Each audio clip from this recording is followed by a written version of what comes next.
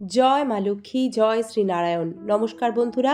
২০২৬ সালে বছরের প্রথম পৌষ মাসের পূর্ণিমা, যাকে ধান্য পূর্ণিমাও বলা হয়ে থাকে, এই দিনে মা লক্ষ্মীকে স্মরণ করে ঠিক এই স্থানে এক মুঠো ধান ও চাল রেখে দিন এবং করুন চালের এই বিশেষ প্রতিকার। বছরভর মা লক্ষ্মীর আশীর্বাদ আপনার সংসারে বর্ষিত হবে, যার ফলে সংসারে আর্থিক অভাব, অনটন, দারিদ্র্য সমস্ত কিছু দূর হয়ে প্রচুর আর্থিক আয় উন্নতি হবে। শাস্ত্রমতে পৌষ মাসের পূর্ণিমা তিথি অত্যন্ত পবিত্র। শীতের শেষে এই পূর্ণিমা বহু মানুষের কাছেই আচার অনুশীলনের গুরুত্বপূর্ণ দিন। তবে পৌষ পূর্ণিমার পূর্ণাঙ্গ সময়সূচি আমাদের পর্বের শুরুতেই জানতে হবে, কারণ টোটকা আমাদের সঠিক সময়ে পূর্ণিমা তিথির মধ্যেই পালন করতে হবে। দেখে নেওয়া যাক বছরের প্রথম পৌষ পূর্ণিমার পূর্ণাঙ্গ সময়সূচি। এবছর পৌষ মাসের পূর্ণিমা পালিত হবে ইংরাজি ৩রা জানুয়ারি, বাংলা ১৮ই পৌষ, শনিবার। তবে পূর্ণিমা তিথি শুরু হবে ইংরাজি ২রা জানুয়ারি ২০২৬ শুক্রবার সন্ধ্যা ৬টা বেজে ৫৩ মিনিটে। পূর্ণিমা তিথি সমাপ্ত হবে ইংরাজি ৩রা জানুয়ারি ২০২৬ শনিবার দুপুর ৩টে বেজে ৩২ মিনিটে। এমতো অবস্থায় চন্দ্র দর্শন ২রা জানুয়ারি ২০২৬ রাতে পূর্ণিমার চাঁদ দেখা যাবে। তবে উদয়া তিথির বিচারে পৌষ পূর্ণিমার স্নান, দান, ব্রত, টোটকা, প্রতিকার এইগুলি কিন্তু ইংরাজি ৩রা জানুয়ারি শনিবার এই পূর্ণিমা তিথি যতক্ষণ থাকবে সেই সময়ের মধ্যেই সম্পন্ন করতে হবে। দর্শক বন্ধুরা, এবার দেখে নিন পৌষ পূর্ণিমার বিশেষ নিয়ম, টোটকা ও প্রতিকারগুলি। জ্যোতিষমতে পৌষ মাসের পূর্ণিমা অত্যন্ত পুণ্যদায়ী তিথি। এই দিনে নদীতে পুণ্য স্নান, দান ধ্যান, পুজো পাঠ, ব্রতচারণ বিশেষ ফলদায়ক বলে মনে করা হয়। শাস্ত্রীয় ব্যাখ্যায় বলা হয়, এই পৌষ পূর্ণিমা তিথিতে দান করলে তা বহু গুণ ফল দেয়। বিশেষ করে এই দিনে আপনি যদি অসহায় দুস্থ ব্যক্তিদের মধ্যে অন্ন, বস্ত্র, উষ্ণ সামগ্রী দান করতে পারেন, সবচেয়ে ভালো ফল পাবেন। এছাড়াও পূর্ণিমা তিথি ভগবান শ্রী সত্যনারায়ণ ও মা লক্ষ্মীর পুজোর জন্য সমর্পিত। এই পৌষ পূর্ণিমা তিথির সাথে ধান ও চালের বিশেষ যোগসূত্র রয়েছে, কারণ এই তিথিকে ধান্য পূর্ণিমাও বলা হয়ে থাকে। আর চাল ও ধান স্বয়ং মা লক্ষ্মীর স্বরূপ। দর্শক বন্ধুরা, হিন্দু ধর্মে চাল ও ধান অত্যন্ত শুভ। সে কারণে কাউকে আশীর্বাদ করার সময় মাথায় দুর্বার সাথে ধান দেওয়া হয়। এটি দীর্ঘায়ুর প্রতীক। জ্যোতিষ অনুসারে পূর্ণিমা তিথিতে চাল ও ধানের সঠিক প্রয়োগে আপনি নিজের ভাগ্য ফেরাতে পারবেন।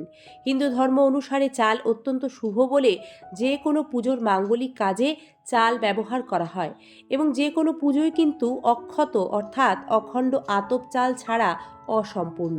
দর্শক বন্ধুরা, সংসারে প্রচুর আর্থিক সমস্যা থাকলে তা দূর করার জন্য মা লক্ষ্মীর কৃপা লাভ করতে পৌষ পূর্ণিমার পুণ্যতিথিতে বাড়িতে নিত্য পুজো করার সময় পুজোর ঘরে মা লক্ষ্মীর সামনে একটি তামা, কাঁসা বা পেতলের পাত্রে আপনারা বেতের ছোট ঝাঁপিও নিতে পারেন, ধানের স্তূপ করে রাখুন।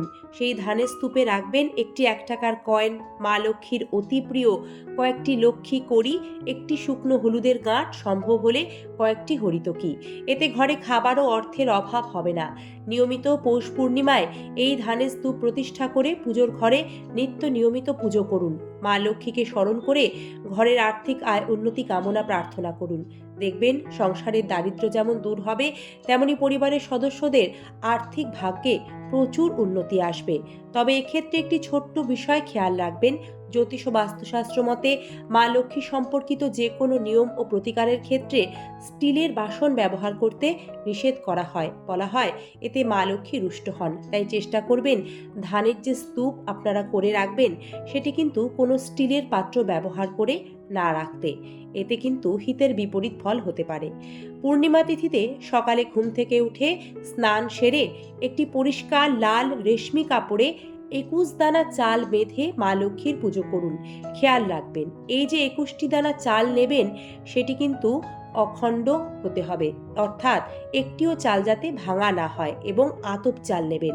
পুজো শেষ হওয়ার পর সেই লাল রেশমি কাপড়ে ২১ দানা চাল ভালোভাবে বেঁধে আপনাদের নিজেদের পার্সে, টাকা রাখার জায়গায়, ব্যবসা বা কর্মের স্থানে রেখে দিন। দেখবেন বিশ্বাস ও ভক্তির সাথে এই ২১ দানা চাল মা লক্ষ্মীকে স্মরণ করে পৌষ পূর্ণিমায় রাখতে পারলে নিশ্চিত রূপে প্রচুর আর্থিক আয় উন্নতি সারা বছর হবে। এ প্রতিকার করলে জ্যোতিষ ও বাস্তুশাস্ত্র মতে কখনোই অর্থের অভাব হয় না। গ্রহদোষ খণ্ডন করতে এই পৌষ পূর্ণিমার দিন ভগবান শ্রী সত্যনারায়ণকে চালের সঙ্গে জাফরান ও কুমকুম মিশিয়ে তা অর্পণ করুন। পুজো শেষে সেই বিশেষ মঙ্গল কুমকুম নিজের কপালে তিলক কাটুন। এটি কিন্তু নিছক একটি ধর্মীয় অনুষ্ঠান নয় বন্ধুরা। জাফরান ও চাল সম্পর্কিত তিলকের এই প্রতিকারটি আপনারা যদি নিয়ম করে পালন করতে পারেন, তাহলে কর্মস্থলের বাধা দূর হবে, ইতিবাচক শক্তি আপনার সঙ্গ দেবে, মিলবে প্রমোশন, কাঙ্ক্ষিত ফলাফল। সুখ, স্বাচ্ছন্দ্য, ঐশ্বর্য আমরা সকলেই কামনা করি। ধান এবং চন্দ্র, শুক্র গ্রহ একে অপরের সাথে সম্পর্কিত, তাই আপনার জন্মছকে থাকা চন্দ্র ও শুক্র গ্রহের দোষ খণ্ডন করতে পৌষ পূর্ণিমা তিথি অত্যন্ত গুরুত্বপূর্ণ একটি দিন। কী করবেন? এই বিশেষ তিথিতে জলে চাল রেখে পৌষ পূর্ণিমার দিন চন্দ্রদেবকে অর্ঘ্য নিবেদন করুন। ভগবান শিবকে এক মুঠো অখণ্ড আতপ চাল নিবেদন করুন। এতে চন্দ্র ও শুক্র গ্রহ মজবুত হবে, মানসিক চাপ দূর হবে, আর্থিক আয় উন্নতি বাড়বে, কর্মে সফলতা হবে এবং এছাড়াও রূপ লাবণ্য বৃদ্ধি পাবে। আপনার সংসারে ইতিবাচকতার সাথে সুখ সমৃদ্ধি আসবে। বন্ধুরা, আরও বিশেষ কয়েকটি নিয়ম পৌষ পূর্ণিমায় পালন করবেন। সেটি হলো, পৌষ পূর্ণিমার সন্ধ্যায় যখন তুলসীতলায় বাতি দেবেন, সেই বাতিটি শুদ্ধ গাওয়া ঘিয়ের বাতি জ্বালিয়ে দেবেন। বাড়ির সদর দরজার বাইরে পূর্ব দিকে মুখ করে দুটি ঘিয়ের বাতি জ্বালাবেন এবং আপনার ঠাকুর ঘরে উত্তর পূর্ব দিকে মুখ করে একটি পেতলের প্রদীপে ঘি ঢেলে জ্বালিয়ে দেবেন। এটি অর্থকে আকর্ষণ করবে, গৃহের বাস্তু দোষ খণ্ডন করবে। সারা বছর সুখ, শান্তি, ইতিবাচকতায় আপনার সংসার ভরে থাকবে। শুভ পৌষ পূর্ণিমা। মা লক্ষ্মীর আশীর্বাদে সকলের মঙ্গল হোক। ধন্যবাদ।